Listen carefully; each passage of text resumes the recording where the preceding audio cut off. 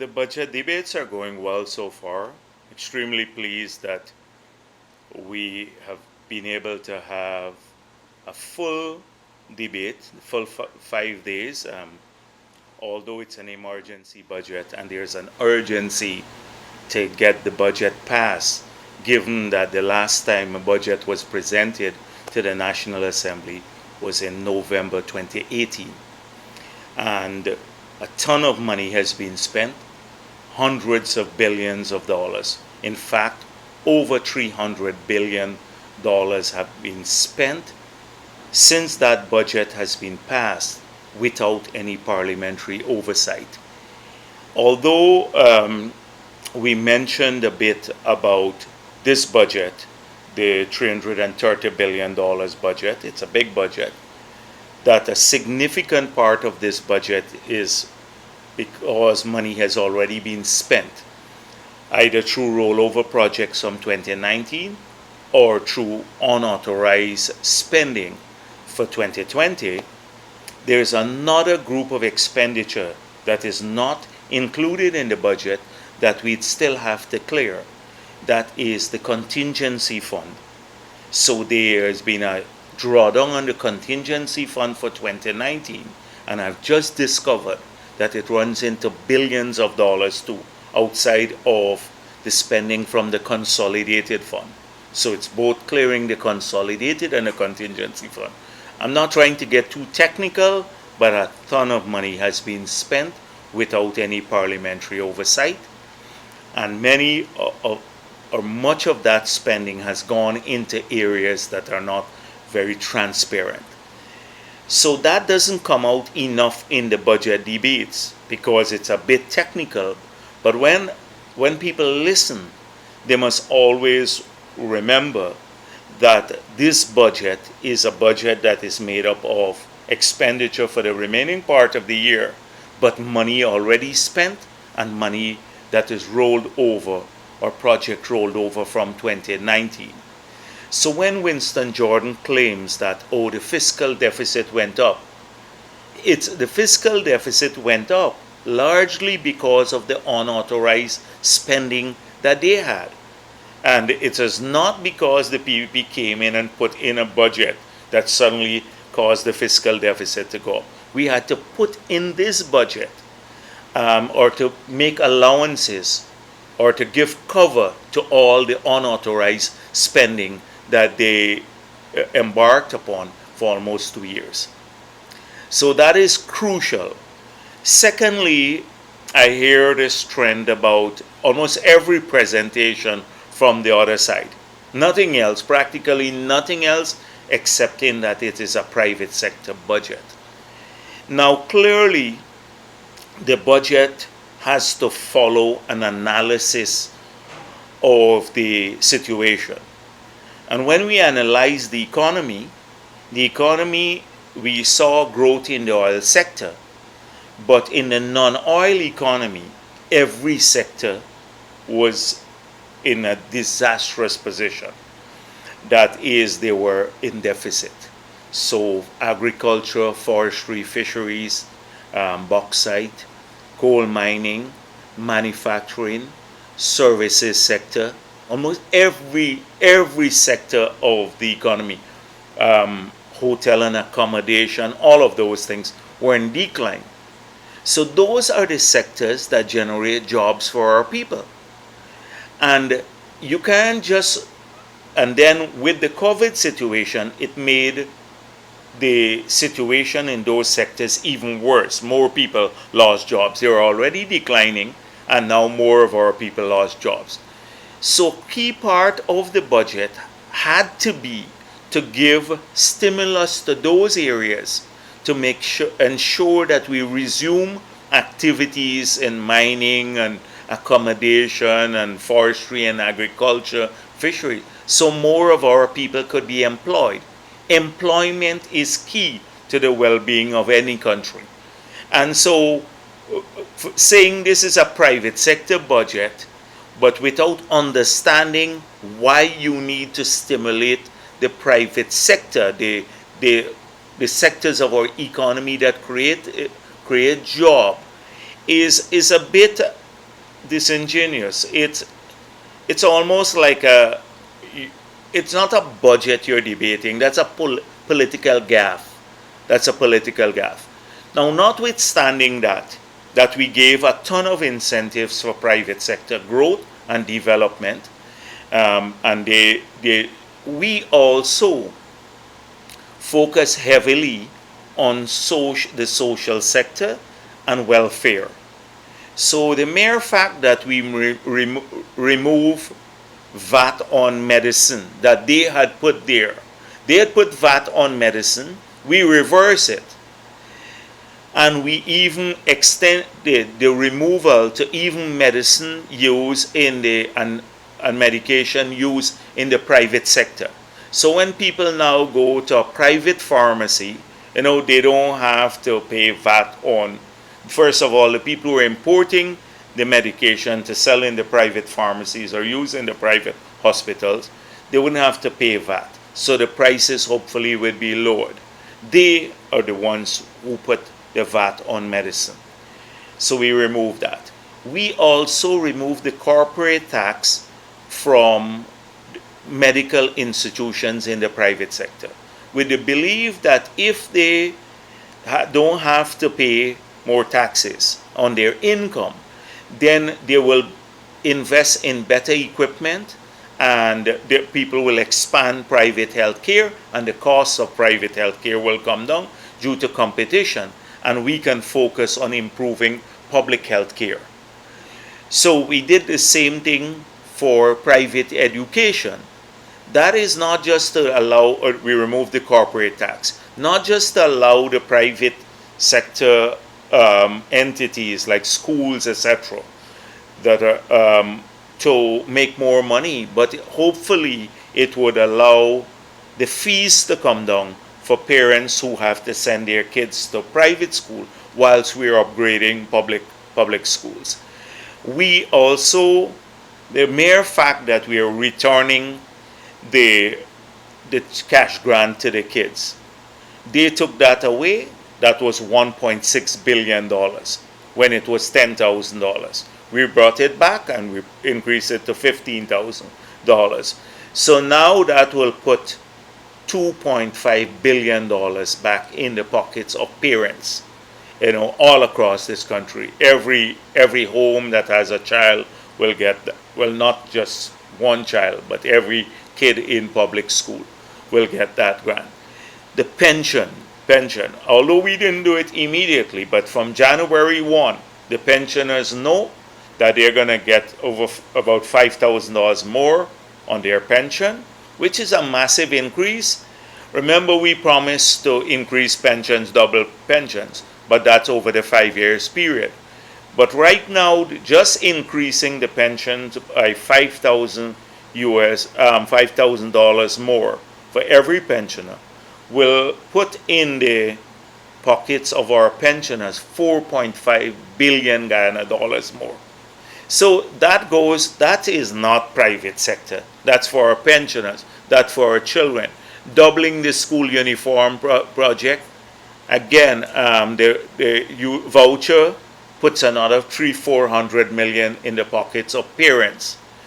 Removing VAT on our free water for pensioners also puts back about $600 million in the pockets of our pensioners.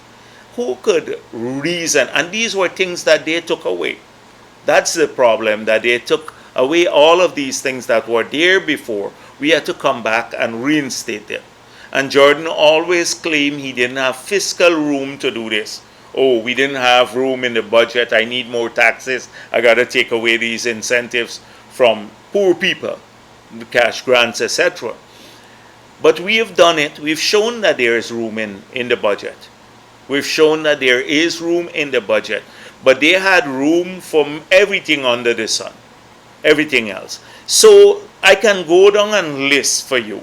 And please listen to what our MPs are saying. I can go down and list all the things that would be helpful to the communities. There's a grant that will see a transfer to Gaisuku that will see those 7,000 people that were laid off by APNO. They would start getting back some help and the industry will hopefully be resumed. We can start reopening those closed estates. And this is not going to help sugar workers alone. For the money spent there goes across our country. Our country is heavily integrated. They think you can balkanize it, think, well, one group of people. Or every cent spent in the economy impacts all of our people, regardless of where you live. So we managed to do that. They said they couldn't do it. Look at the Amerindians. We put $800 million in the Amerindian Development Fund. They cut out a lot of the money there. So they took away $700 million from the village economies when they removed the CSO programs. We're in the process of putting that money back in the village economies. That's not for private sector. We had to budget nearly $3 billion for electricity in Linden. That's not for private sector. So a lot of it's just a slogan. Oh, it's a private sector budget. It's a slogan. But we have no apology for removing taxes on machinery and equipment. People don't eat machinery and equipment. When they buy a piece of machine and bring it in, APNU put the VAT tax on it. There was no tax. A bulldozer, for example. If you bring in a bulldozer under the PPP, it used to be zero tax. Now, when you brought in the bulldozer under APNU, you had to pay over $5 million in taxes. Now it's back to zero. So think about a small miner. Buying a bulldozer now can probably save $5 million and go back into mining. That would they would need operators, they would need a number of people to supply fuel, etc. It creates jobs for people. That's the thinking that they didn't have, a strategic thinking, a strategic vision of the budget. So I'm sorry to be so extended, but the private sector label is just a slogan. Thank you very much, Vice President. Also, could we talk a little bit on the Pompeo visit, Mr. Pompeo's visit? Also, Mr. Harman said that it's shrouded in secrecy, and they're not getting enough information on Yeah, this sure. agenda. Could you respond to that, please? So I've noticed four questions that were put before the speaker from the opposition, and those questions seem to have been written in Venezuela, not in Guyana. That had nothing to do with Guyanese national interest. That's the first point. Then I saw when the speaker refused to treat those, given the parliamentary norms. You have heard the previous speaker say that any questions raised would have to meet certain criteria before they can be put to the parliament. They reduced the questions, and then I saw the speaker disallow them. So Mr. Harman is now lamenting his fate, and that we don't want to share information. And guess what he wants? He wants two things from his comment.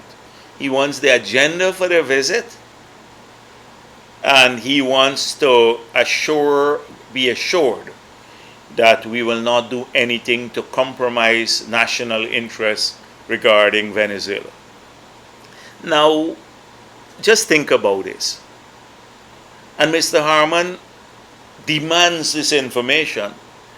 The number of times we requested information in the parliament in the past, even when we followed the standing orders, the procedures, we put the question in writing, they refused to give responses.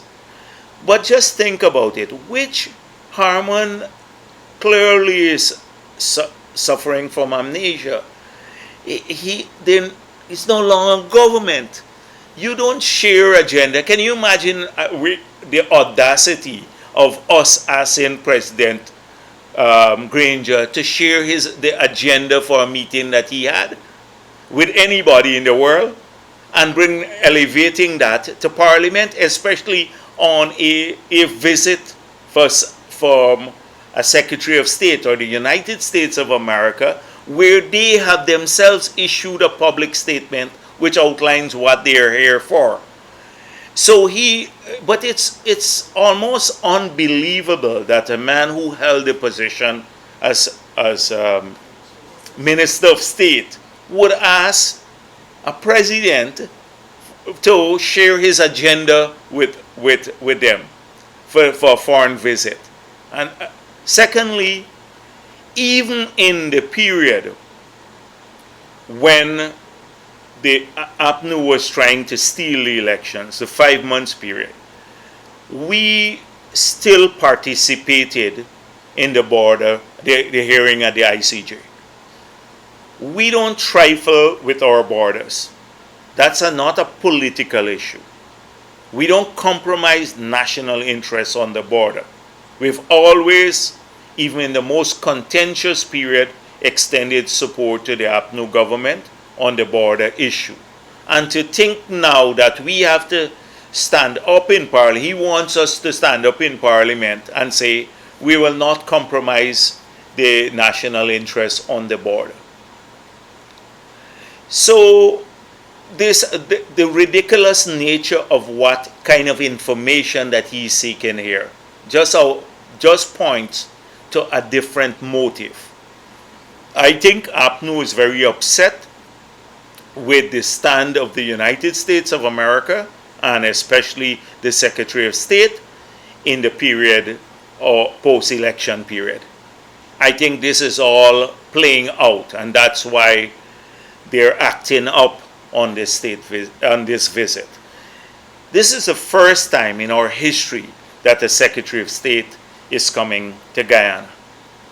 This should be from the United States of America. This should be celebrated by our people.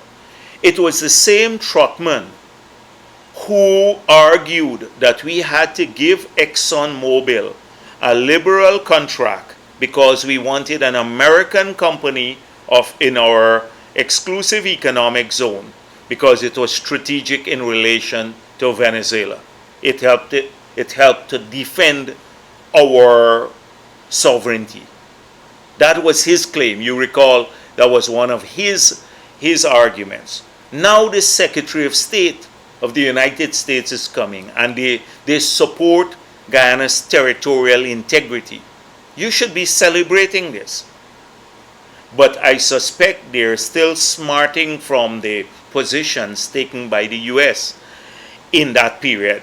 They're peeved about it, so they're acting up. But as the U.S. pointed out, and you can be assured that we will never do anything that will compromise Guyana's sovereignty and territorial integrity. Never. And we have demonstrated this over the many years by our full support for initiatives by APNU, even on the border. So I think we should celebrate the fact that the Secretary of State is coming here, and I see Harman and the others are acting up. I hope that people will get a chance to read the questions that they asked. As I said before, these questions seem to be written in Venezuela. But somebody seems to have given them those questions to ask in our parliament.